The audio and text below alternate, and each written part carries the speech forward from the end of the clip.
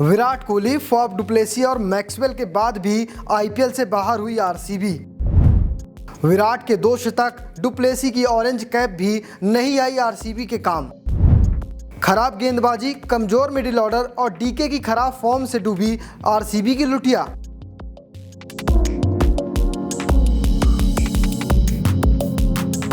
नमस्कार, जनसत्ता में आपका स्वागत है। मैं शुभम और बात करेंगे आखिर क्यों आरसीबी की टीम आईपीएल से बाहर हो गई। क्या गुजरात के खिलाफ मैच हारना कारण रहा या और भी कारण है?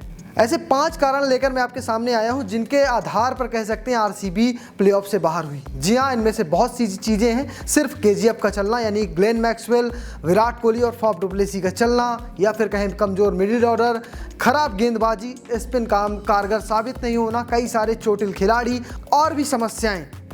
इन तमाम समस्याओं के चलते आरसीबी इस बार प्लेऑफ से बाहर हो गई। पहले बात करते हैं केजीएफ का चलना और बाकी का ना चलना। जी हां, विराट कोहली, फॉफ डु प्लेसी और ग्लेन मैक्सवेल के अलावा किसी भी बल्लेबाज ने रन नहीं बनाए। पहला कारण सिर्फ केजीएफ के बल्ले से रन आना। जी हां, फॉफ डु प्लेसी इस साल अब तक सबसे ज्यादा रन बनाए हैं, ऑरेंज कैप उनके पास है, अब तक 730 रन बनाए हैं। दूसरे नंबर पर विराट कोहली, आरसीबी के बल्लेबाज जिन्होंने 2 शतक लगाए और अब तक 639 रन बनाए हैं।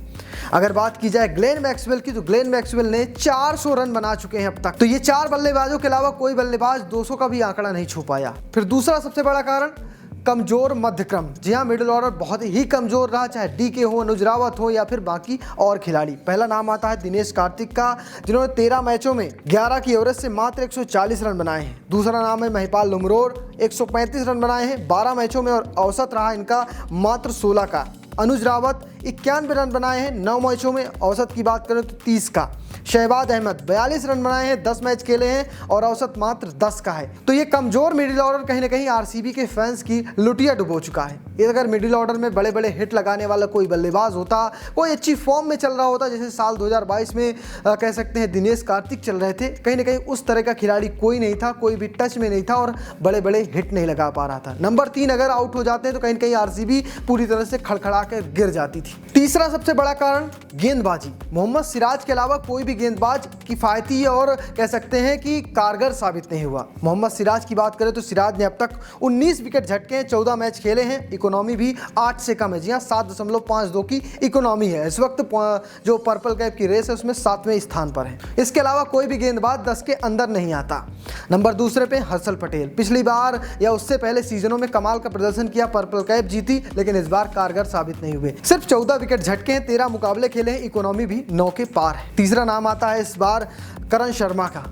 सभी दूसरी टीमों के स्पिनर काफ़ी कारगर हुए, पीयूष चावला हो, अमित मिश्रा हो, रवि बिश्नोई, चहल या जो भी नाम ले, सब कारगर साबित हुए, लेकिन करण शर्मा की गेंद घूमी ही नहीं, फिरकी में कोई फंसा ही नहीं। करण शर्मा ने 7 मैच खेले, 10 विकेट झटके, इकोनॉमी भी इनकी 10 के पार रही। फिर बात करते हैं वेनिंदु हशरंगा की। जी हाँ, पिछली बार पर्पल कैप की रेस में लगातार बने थे, लेकिन इस बार बिल्कुल ही प्रदर्शन 0 रहा। 9 मुकाबले खेले, 9 विकेट झटके और इकोनॉमी भी इनकी 8 के करीब रही। कुछ और खिलाड़ियों को बाद में शामिल किया गया, वेन पार्नेल हो, विजय कुमार विशाख हो या फिर माइकल ब्रेसवेल। ये खिलाड़ी कमाल का प्रदर्शन किया, लेकिन मुकाबले इन्हें कम मिले। वेन पार्नेल की बात करें तो पार्नेल ने 9 विकेट झटके हैं। अगर विजय कुमार विशाख की बात करें तो उन्होंने भी 9 विकेट झटके हैं। वहीं माइकल ब्रेसवेल ने ज्यादा मुकाबले नहीं खेले, लेकिन 6 विकेट झटके हैं। तो कुछ ये रहे गेंदबाज जिन्होंने खास प्रदर्शन नहीं किया, नहीं तो आरसीबी जीत सकती थी इस बार, प्लेऑफ में तो पहुंच ही जाती, टाइटल जीतती या न जीतती तब भी। चौथा सबसे बड़ा कारण आरसीबी के हारने का अपने ही होम ग्राउंड में मैच ना बचा पाना। जी हाँ, सभी टीमों ने 7-7 मुकाबले अपने होम ग्राउंड में खेले हैं। जो टॉप 4 में वो लगभग 5 मुकाबले अपने होम ग्राउंड में जीते ही हैं, लेकिन आरसीबी ऐसा नहीं कर पाई। आरसीबी ने 7 मुकाबले खेले, 3 मुकाबलों में जीत मिली, वहीं 4 मुकाबलों में हार का सामना करना पड़ा। अगर इन 4 मुकाबलों से एक मुकाबला भी एक्स्ट्रा जीती होती तो कहीं ना कहीं आरसीबी आज प्लेऑफ में होती। बात करते हैं, पहला मुकाबला खेली थी मुंबई के खिलाफ। मुंबई के खिलाफ जीत लिया था, लेकिन लखनऊ के खिलाफ 1 रन से हार गए। वो मुकाबला आरसीबी आराम से जीत सकती थी, लेकिन फिर भी गेंदबाज नहीं बचा पाए। फिर नंबर आता है सीएसके का। वो मुकाबला भी थोड़ा सा टक्कर का, लेकिन जीता जा सकता था। वहीं केकेआर के खिलाफ भी अपने होम ग्राउंड में हार गए मुकाबला, और आखिरी मुकाबला गुजरात टाइटंस के खिलाफ आपने देखा ही, कल का मुकाबला था और इस मुकाबले में हार मिली। अगर बात करें जीतने वाली टीमों की, तो मुंबई इंडियंस के खिलाफ आरसीबी को अपने होम ग्राउंड में जीत मिली। इसके अलावा 2 टीमें और हैं, एक टीम है राजस्थान रॉयल्स, दूसरी टीम है दिल्ली कैपिटल्स। इन 3 टीमों के अलावा किसी के खिलाफ भी अपने होम ग्राउंड में आरसीबी इस साल मुकाबले नहीं जीत पाई।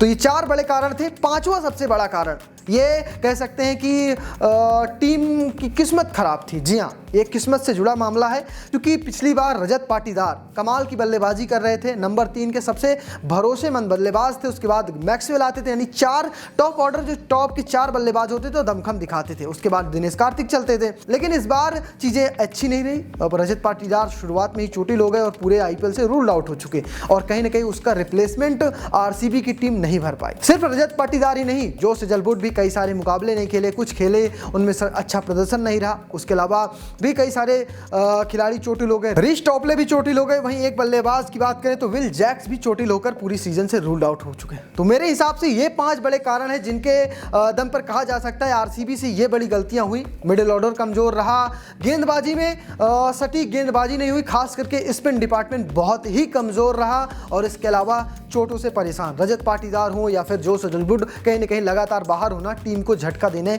के जैसा ही था। फिलहाल आपको क्या लगता है, कौन सा सबसे बड़ा कारण है जिसके दम पर आरसीबी इस बार प्लेऑफ में नहीं पहुंची? वो आप कमेंट बॉक्स में बता सकते हैं। वहीं अगर आप ये वीडियो फेसबुक पर देख रहे हैं तो फेसबुक पेज को फॉलो करें, अगर आप वीडियो यूट्यूब पर देख रहे हैं तो यूट्यूब में हमें सब्सक्राइब करना बिल्कुल मत भूलिएगा। धन्यवाद।